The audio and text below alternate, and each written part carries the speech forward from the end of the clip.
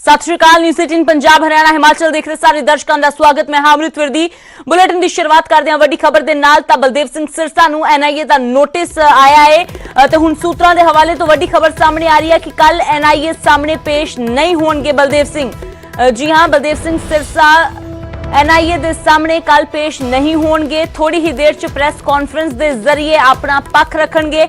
अमृतसर दे विच बलदेव सिरसा दे वल्लों press conference की जाएगी। दस दईए कि बलदेव सिंह सिरसा नूं एनआईए ने नोटिस जारी किया है। देशद्रोह सने कई धारावां तहत मामला दर्ज किया है। बलदेव सिंह सिरसा ने एनआईए की कार्रवाई ते सवाल चुके ने। कहा किसानी अंदोलन कारण मैनू निशाना बनाया जा रहा है। तो हुण सूत्रां दे हवाले तो वड्डी खबर सामने आ रही है कि कल एनआईए के सामने पेश नहीं होणगे बलदेव सिंह सिरसा। हुण तो थोड़ी ही देर दे विच प्रेस कॉन्फ्रेंस उन्हां दे वल्लों कीती जाएगी अमृतसर दे विच ते इस दौरान अपना पक्ष बलदेव सिंह सिरसा दे वल्लों रखा जाएगा। एनआईए ने नोटिस जारी किया है 17 जनवरी यानी कि कल नूं दिल्ली दे विच पेश होण दे लई कहा है बलदेव सिंह सिरसा नूं, पर बलदेव सिंह सिरसा पेश नहीं होणगे। ये फिलहाल जानकारी मिल रही है। होर की कुछ बलदेव सिंह सिरसा दे वल्लों कहा जाता है इस कार्रवाई नूं लैके थोड़ी ही देर दे विच उन्हां दे वल्लों प्रेस कॉन्फ्रेंस करके साफ किया जाएगा कि कल वो पेश होणगे या फिर नहीं। पर जो जानकारी मिल रही है साडे सूत्रां तो कि कल एनआईए दे सामने पेश नहीं होणगे बलदेव सिंह सिरसा। एनआईए की जो कार्रवाई है उससे सवाल खड़े किए जा रहे हैं। शंकर आनंद मेरे सहयोगी ज्यादा जानकारी लिए जुड़े ने। तो शंकर, पहले किसानों के आंदोलन में बस भेजने वाले ट्रांसपोर्टर को एनआईए का नोटिस और अब बलदेव सिरसा पर ऐसी कार्यवाही, फिलहाल क्या कुछ जानकारी है, क्योंकि ये सामने आ रहा है कि कल वो पेश नहीं होंगे।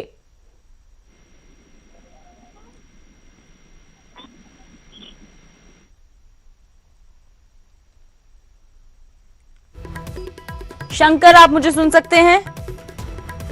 जी, इस वक्त मैं आपको बताना चाहूंगा बलदेव सिंह सिरसा जो ट्रांसपोर्टर हैं, इन्हें पूछताछ के लिए कल यानी कि 17 जनवरी को एनआईए मुख्यालय में बुलाया गया था।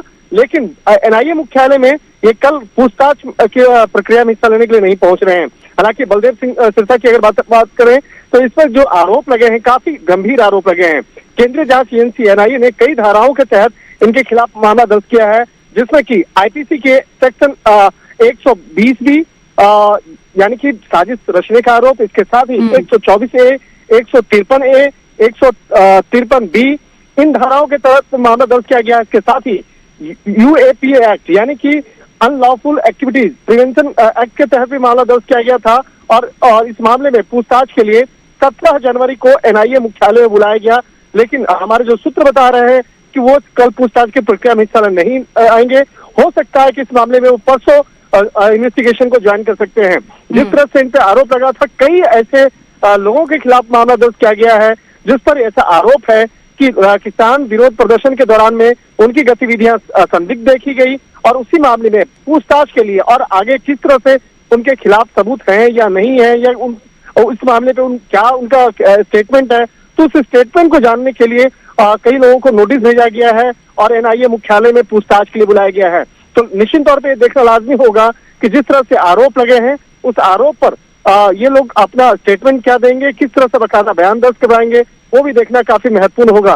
कहा जा सकता है कि फिलहाल जो हमारे सूत्र बता रहे हैं कि बलदेव सिंह सिरसा आज कल जो पूछताछ की प्रक्रिया में हिस्सा नहीं लेंगे, लेकिन आज तकरीबन 2:30 बजे के लगभग में अमृतसर में एक प्रेस वार्ता करके अपने ऊपर लगे तमाम आरोपों के बारे में औपचारिक तौर पर जानकारी देंगे। जी तो शंकर, जाहिर सी बात है कि ये काफी बड़े आरोप जो लगाए गए हैं, क्योंकि ऐसे मामले में हमने देखा है कि जो खालिस्तान में ऐसी जो गतिविधियां करते हैं उनके खिलाफ जब मामले दर्ज किए जाते हैं तो ऐसी धाराएं वहां पर लगाई जाती हैं। और ये भी जानकारी मिल रही थी कि एनआईए ने कहा है कि जो गुरपतवंत पन्नू 6 फॉर जस्टिस का है उसके खिलाफ जो केस दर्ज किया गया है उसी के संबंध में बलदेव सिरसा से पूछताछ की जानी थी। वो आरोप काफी संगीन है और जिन धाराओं के तहत उन्हें मामला दर्ज किया गया वो धारा जो है काफी संगीन है। तो लिहाजा इस मामले की गंभीरता को देखते हुए पूछताछ किया जाएगा। लेकिन अभी तक वो आरोप क्या लगे हैं उस मामले में अभी पूर्ण तौर पर जानकारी नहीं मिल सकी है। लेकिन अगर एनआईए के सूत्रों के अगर माने तो इन धाराओं के बारे में जो बताया गया है तो ये धारा काफी संगीन बताए जाते हैं और अनलॉफुल एक्टिविटीज की अगर बात करें तो ये यूएपीए का जो एक्ट है वो उस स्थिति में लगता है जब कोई आतंकी होता है या जिसको आतंकी गतिविधियों में शामिल पाया जाता है या देश विरोधी गतिविधियों में जिससे शामिल पाया जाता है, तो उन आरोपियों के खिलाफ ये धाराएं लगाई गई हैं। अगर जिस तरह से अगर बलदेव सिंह की बात करें, ये अपने आप को ट्रांसपोर्टर बताते हैं और अगर उनके खिलाफ ये धारा लगा है तो निश्चित तौर पे ये जानना बेहद महत्वपूर्ण होगा। और बलदेव सिंह जो अपना स्टेटमेंट दर्ज करवाएंगे एनआईए के सामने, वो जानना बहुत बेहद महत्वपूर्ण होगा। तो जब तक आरोपी का और जब तक जांच एजेंसी का पक्ष नहीं मिलता है कि आखिर किस धारा के तहत उनके खिलाफ मामला दर्ज किया गया है और क्यों किया गया है, तो जाहिर सी बात है इतने संगीन आरोप है। फिलहाल अपनी प्रेस कॉन्फ्रेंस में क्या कुछ कहते हैं बलदेव सिंह सिरसा, ये देखना काफी अहम है। शुक्रिया इस तमाम जानकारी के लिए। तो फिलहाल बलदेव सिंह सिरसा थोड़ी ही देर ਦੇ प्रेस कॉन्फ्रेंस करके अपना पक्ष रखेंगे, पर जानकारी जो मिल रही है सूत्रों के हवाले तो कि कल एनआईए के सामने पेश नहीं होंगे। काफी कह सकते हैं कि जो संगीन धारावां इन्हां दे खिलाफ लाईयां गईयां ने, यूएपा धारा, वो धारावां जिहड़ियां बड़े संगीन मामलिਆਂ ਦੇ ਵਿੱਚ ਲੱਗਦੀਆਂ ਨੇ ਜਦੋਂ ਅੱਤਵਾਦ ਦੇ ਨਾਲ ਜੁੜੇ ਜਾਂ ਖਾਲਿਸਤਾਨ ਦੇ ਨਾਲ ਜੁੜੇ ਮਾਮਲਿਆਂ ਦੇ ਵਿੱਚ ਕਿਸੇ ਦੇ ਉੱਪਰ ਅਜਿਹੀਆਂ ਧਾਰਾਵਾਂ ਲਗਾਈਆਂ ਜਾਂਦੀਆਂ ਨੇ। ਪਰ ਜੋ ਬਲਦੇਵ ਸਿਰਸਾ ਦੇ ਨਾਲ ਅਜਿਹੇ ਧਾਰਾਵਾਂ ਜੋੜੀਆਂ ਗਈਆਂ ਨੇ ਤੇ ਜ਼ਾਹਿਰ ਜੀ ਗੱਲ ਹੈ ਇਸ ਤੋਂ ਬਾਅਦ ਸਵਾਲ ਵੀ ਖੜੇ ਹੋ ਰਹੇ ਨੇ ਤੇ ਉਧਰ ਇਸ ਪੂਰੇ ਮਾਮਲੇ ਤੇ ਸਿਆਸਤ ਵੀ ਪੱਕ ਗਈ ਹੈ। ਕਾਂਗਰਸ ਕੀ ਕਹਿ ਰਹੀ ਹੈ ਉਹ ਵੀ ਤੁਹਾਨੂੰ ਸੁਣਾ ਦਿੰਦੇ ਆ। ਚਾਹੇ ਸੀਬੀਆਈ ਹੋਵੇ, ਚਾਹੇ ਈਡੀ ਹੋਵੇ, ਚਾਹੇ ਐਨਆਈਏ ਹੋਵੇ, ਇਹ ਸਾਰੀਆਂ ਸੰਵਿਧਾਨਿਕ ਏਜੰਸੀਆਂ ਨੂੰ ਆਪਣੀ ਕਠਪੁਤਲੀ ਬਣਾਉਣਾ ਚਾਹੁੰਦੀ ਹੈ। ਇਹਨਾਂ ਦੇ ਕੋਲੋਂ ਗਲਤ ਕੰਮ ਕਰਾਉਣਾ ਚਾਹੁੰਦੇ ਹੈ ਔਰ ਇਹ ਕਿਸਾਨਾਂ ਨੂੰ ਡਰਾਇਆ ਜਾ ਰਿਹਾ ਹੈ, ਧਮਕਾਇਆ ਜਾ ਰਿਹਾ ਹੈ, ਉਹਨਾਂ ਨੂੰ ਖਾਲਿਸਤਾਨੀ ਕਿਹਾ ਜਾ ਰਿਹਾ ਹੈ, ਉਹਨਾਂ ਨੂੰ ਨਕਸਲਵਾਦੀ ਕਿਹਾ ਜਾ ਰਿਹਾ ਹੈ, ਉਹਨਾਂ ਨੂੰ ਆਤੰਕਵਾਦੀ ਕਿਹਾ ਜਾ ਰਿਹਾ ਹੈ। ਤੇ ਇਹ ਬੀਜੇਪੀ ਦੀ ਸਰਕਾਰ ਕਹਿੰਦੀ ਹੈ ਕਿ ਕਿਸਾਨਾਂ ਕੋਲੋਂ ਦੇਸ਼ ਨੂੰ ਖਤਰਾ ਹੈ, ਕਿਸਾਨ ਦੇਸ਼ ਨੂੰ ਖਤਰੇ 'ਚ ਪਾ ਰਿਹਾ ਹੈ। ਭਾਈ ਕਿਸਾਨਾਂ ਕੋਲੋਂ ਦੇਸ਼ ਨੂੰ ਖਤਰਾ ਨਹੀਂ, ਬੀਜੇਪੀ ਦੀ ਸਰਕਾਰ ਕੋਲੋਂ ਦੇਸ਼ ਨੂੰ ਖਤਰਾ ਹੈ। तो हुण गल करते हैं देश के सब तो वड्डे टीकाकरण की, जिसकी अज शुरुआत हो गई है। कोरोना के खिलाफ वैक्सीन को लैके देश की उड़ीक खत्म हो गई है। अज तो दुनिया के सब तो वड्डे टीकाकरण मुहिम का आगाज हो गया है। प्रधानमंत्री नरेंद्र मोदी ने खुद वीडियो कॉन्फ्रेंसिंग के जरिए इसका शुभारंभ किया। वख-वख तस्वीरें असीं तुहानूं दिखा रहे हैं।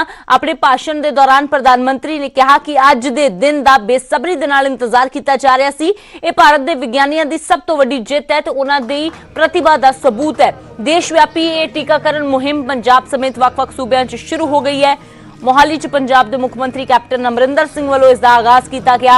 इस दौरान कैप्टन ने अपील की कि वैक्सीन संबंधी अफवाहों तो लोग दूर रहन।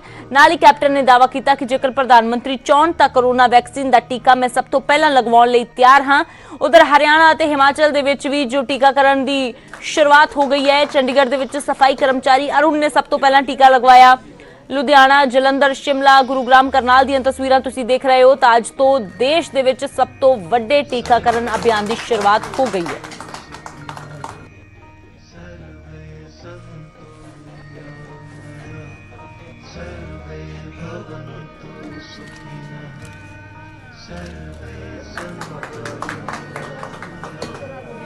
ये ताड़ियां भी बज रही हैं।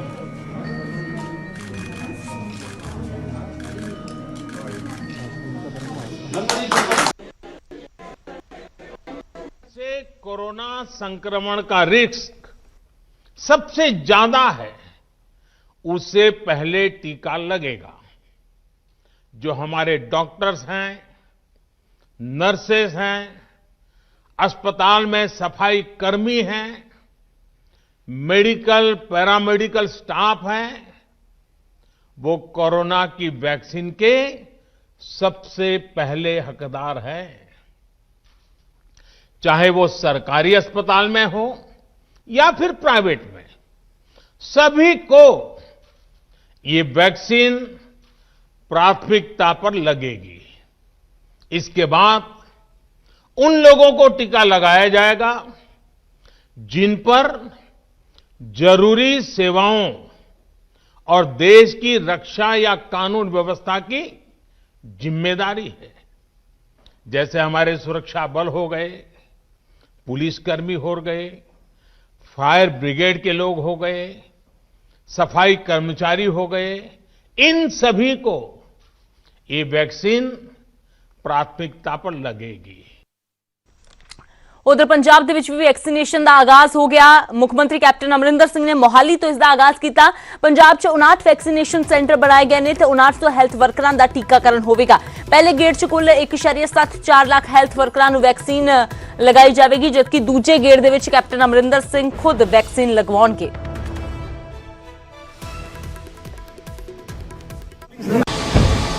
ਹੁਣ ਇੰਜੈਕਸ਼ਨ ਬਾਰੇ ਮੈਂ ਪੜ੍ਹਿਆ ਅਖਬਾਰ 'ਚ ਕਿ ਕੁਝ ਲੋਕ ਕਹਿ ਰਹੇ ਨੇ ਕਿ ਅਸੀਂ ਨਹੀਂ ਜੀ ਇਹਦੇ ਵਿੱਚ ਰਿਐਕਸ਼ਨ ਹੁੰਦਾ ਹੈ, ਕੁਝ ਇਹੋ ਜਿਹੀ ਗੱਲਾਂ ਫੈਲਾ ਰਹੇ ਨੇ। ਪਲੀਜ਼ ਆਪਣੇ ਮਨਾਂ 'ਚ ਬਸਾ ਲਓ ਤੁਸੀਂ ਕਿ ਕੋਈ ਸਾਇੰਟਿਸਟ ਕਿਸੇ ਚੀਜ਼ ਨੂੰ ਰਿਲੀਜ਼ ਨਹੀਂ ਕਰੇਗਾ unless they are convinced and doctors are convinced ਕਿ ਇਹ ਬਿਲਕੁਲ ਠੀਕ ਹੈ। ਇਹ ਕਹਿਣਾ ਰੂਮਰ ਮੌਂਗਰਿੰਗ ਜਿਹੜੀ ਰੂਮਰ ਤੋਂ ਸੁਣ ਕੇ ਤੁਸੀਂ ਇਹ ਗੱਲ ਫੈਲਾ ਦੇ ਦਿਸ ਇਜ਼ ਰੌਂਗ। ਮੈਨੂੰ ਪੁੱਛਦੇ ਨੇ ਕਿ ਤੁਸੀਂ ਸੀਐਮ ਸਾਹਿਬ ਪਹਿਲਾਂ ਲਓ, ਮੈਂ ਕਿਹਾ ਮੈਂ ਤਾਂ ਪਹਿਲਾਂ ਹੀ ਉੱਥੇ ਕਿਹਾ ਸੀ ਜਦੋਂ ਕੈਬਨਿਟ ਦੀ ਮੀਟਿੰਗ ਹੋਈ ਸੀ ਮੇਰੇ ਨਾਲ ਪਿਛਲੀ, ਮੈਂ ਉਦੋਂ ਕਿਹਾ ਸੀ ਕਿ I want to be Punjab ਦੇ ਵਿੱਚ ਨੰਬਰ 1 ਇੰਜੈਕਸ਼ਨ ਮੈਂ ਲਊਂਗਾ। ਲੇਕਿਨ ਗਵਰਨਮੈਂਟ ਆਫ ਇੰਡੀਆ ਦੀ ਡਾਇਰੈਕਸ਼ਨ ਜੋ ਆਈਆਂ ਨੇ, ਪਹਿਲਾਂ ਹੈਲਥ ਵਰਕਰਸ, ਫਿਰ ਸਾਡੇ ਡਿਫੈਂਸ ਪਰਸਨਲ, ਫਿਰ ਸਾਡੇ ਜਿਹੜੇ ਆਮ ਪੁਲਿਸ ਫੋਰਸਿਸ ਵਗੈਰਾ ਸਾਡੇ ਆਫਿਸਰਸ ਵਗੈਰਾ ਕੰਮ ਕਰਦੇ ਨੇ ਜਵਾਨ, ਉਹਨਾਂ ਵਾਸਤੇ ਔਰ ਫਿਰ ਹੋਰਾਂ ਨੂੰ। ਸੋ ਮੇਰੇ ਵਾਸਤੇ ਤਾਂ ਅਗਰ ਮੋਦੀ ਸਾਹਿਬ ਚਾਹਣ I will be the first in Punjab to take it, ਮੈਨੂੰ ਇਹਦੇ 'ਚ ਕੋਈ ਨਹੀਂ ਹੈ। ਉਧਰ ਲੁਧਿਆਣਾ ਦੇ ਡੀਐਮਸੀ ਹਸਪਤਾਲ ਦੇ ਵਿੱਚ ਵੀ ਵੈਕਸੀਨੇਸ਼ਨ ਦਾ ਆਗਾਜ਼ ਹੋ ਗਿਆ। ਸਭ ਤੋਂ ਪਹਿਲਾਂ ਸਿਹਤ ਮੁਲਾਜ਼ਮਾਂ ਨੂੰ ਵੈਕਸੀਨ ਲਗਾਈ ਜਾ ਰਹੀ ਹੈ। ਵੈਕਸੀਨ ਲਗਾਉਣ ਵਾਲੇ ਡਾਕਟਰ ਦੇ ਨਾਲ ਖਾਸ ਗੱਲਬਾਤ ਕੀਤੀ ਸਾਡੇ ਸਹਿਯੋਗੀ ਜਸਵੀਰ ਬਰਾੜ ਨੇ।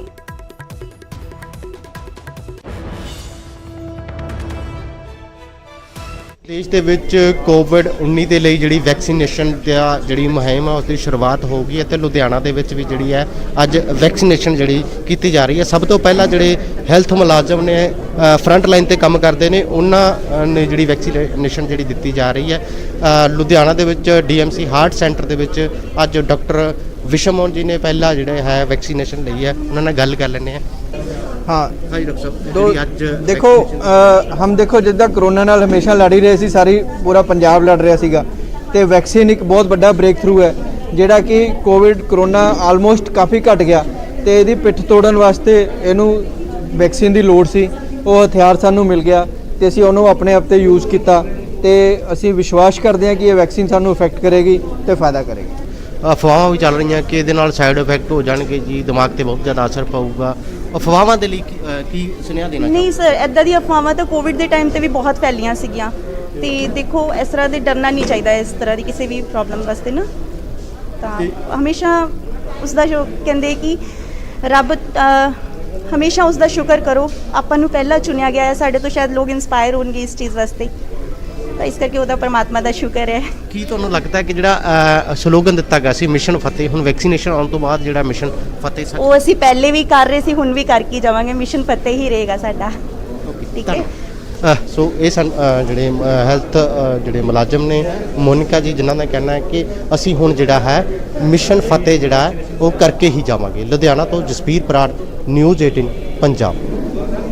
ਉਧਰ ਚੰਡੀਗੜ੍ਹ 'ਚ ਵੀ ਸਿਹਤ ਮੁਲਾਜ਼ਮਾਂ ਦੀ ਵੈਕਸੀਨੇਸ਼ਨ ਕੀਤੀ ਜਾ ਰਹੀ ਹੈ। ਸੈਕਟਰ 16 ਦੇ ਹਸਪਤਾਲ 'ਚ ਪਹਿਲੀ ਵਾਰ ਵੈਕਸੀਨ ਲਗਾਉਣ ਵਾਲੇ ਸਿਹਤ ਮੁਲਾਜ਼ਮਾਂ ਨਾਲ ਗੱਲਬਾਤ ਕੀਤੀ ਸਾਡੇ ਸਹਿਯੋਗੀ मनोज राठी ने। बेनिफिशरीज हैं वो जुड़े हैं। मैडम आप स्टाफ नर्स ही? यस, मेरा नाम ईशा है। मैं 16 में ही age a working staff nurse हूँ, लेबर रूम की मैं स्टाफ हूँ। तो अभी मैं वैक्सीनेशन लगवाने आई हूँ कोरोना की, बिकॉज 24 दिसंबर को मुझे कोरोना पॉजिटिव आया था। तो उसके बाद मैं 14 डेज़ क्वारंटाइन रही हूँ। तो उसके बाद अभी मेरे को कफ कोल्ड थोड़ा सा है, ज़्यादा नहीं है, बट मेडिकेशन मैंने प्रॉपर ली है, तो इसलिए मैंने वैक्सीन लगवानी है। अब यहाँ से कोई घबराहट? नहीं, ऐसे चीज़ कोई दिक्कत नहीं है अभी मुझे, आई एम फाइन।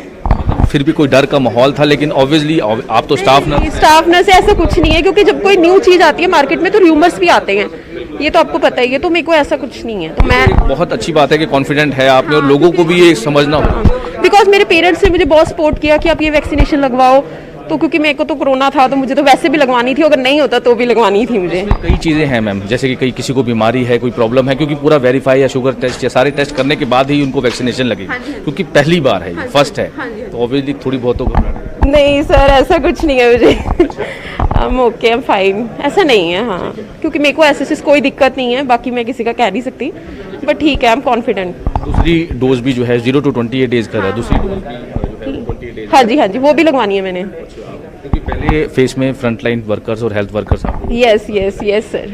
मैसेज क्या देना चाहेंगे जो लोगों को में अभी भी डर है? सर मैं ये बोलना चाहूँगी कि आपको सबको लगवानी चाहिए, अवेयर होना चाहिए हर चीज़ के लिए, क्योंकि कोविड तो जैसे चल रहा है कम तो वो हो नहीं रहा है। क्योंकि जैसे मुझे भी अभी ऑन द स्पॉट 2021 लास्ट में दिसंबर में मुझे कोविड हुआ, तब तक तो मैं पहले ठीक थी, बट स्टिल मैं यही कहना चाहूँगी कि सबको लगवाना चाहिए वैक्सीनेशन। तो बिल्कुल जो बेनिफिशरीज हैं उनका साफ तौर पे कहना है कि किसी भी तरह से कोई दिक्कत या परेशानी नहीं है। खुद वो कोविड के पेशेंट रहे हैं, थोड़े टाइम पहले ही उनको कोविड होके हटा है, लेकिन वो कॉन्फिडेंट है और ये लगवाना चाहिए। क्योंकि इस तरह से जो एक साल काफ़ी इंतजार किया, लेकिन अब जो वैक्सीन है पूरे ट्रायल्स के बाद ड्राई रन ट्रायल्स हुए हैं, इसका पूरी तरह से ट्रायल हुआ है, लेकिन अब पूरी तरह से जो वैक्सीनेशन है या वैक्सीन है वो पूरी तरह से सेफ है। चंडीगढ़ से कैमरामैन राजेंद्र कुमार के साथ मनोज राठी, न्यूज़ 18 पंजाब।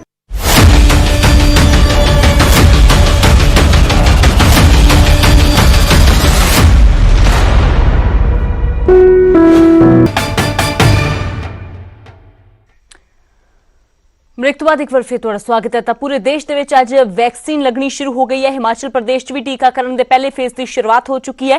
ਸ਼ਿਮਲਾ ਦੀ ਆਈਜੀਐਮਸੀ 'ਚ ਪਹਿਲੀ ਵੈਕਸੀਨ ਲਗਵਾਉਣ ਵਾਲੇ ਫਰੰਟ ਲਾਈਨ ਵਰਕਰਾਂ ਦੇ ਨਾਲ ਖਾਸ ਗੱਲਬਾत ਕੀਤੀ ਸਾਡੇ सहयोगी रणबीर सिंह ने। कोरोना टीकाकरण के अभियान का शुभारंभ हो गया है हिमाचल में। आईजीएमसी में जिसे जो है पहला टीका लगा है वो इस वक्त हमारे साथ है। हरदीप हमारे साथ हैं। हरदीप, आपने टीका लगवाया है, क्या कहना चाहेंगे? सर मैंने टीका लगवाया कोविड-19 का, जैसे एकदम ठीक है, ओके, मतलब कि ऐसी कोई घबराने वाली कोई बात नहीं है, एकदम सही वैक्सीन है। मैं आगे बताना चाह रहा हूँ और भी है भाई बहन जो भी है वो भी लगा सकते हैं इस इंजेक्शन। अच्छा, कितनी उम्र है आपकी? ये आप विभाग आपका जानना चाहेंगे, कौन से विभाग में कार्यरत हैं? मेरी यही 37 है। हाँ, मैं सिपाही कर्मचारी हूँ, तो सारे लगवा सकते हैं इस इंजेक्शन को, कोई चक्कर नहीं है, ऐसी कोई बात नहीं है डरने की। शिमला से कैमरा सहयोगी दीपक राणा के साथ रणबीर सिंह, न्यूज़ 18 हिमाचल।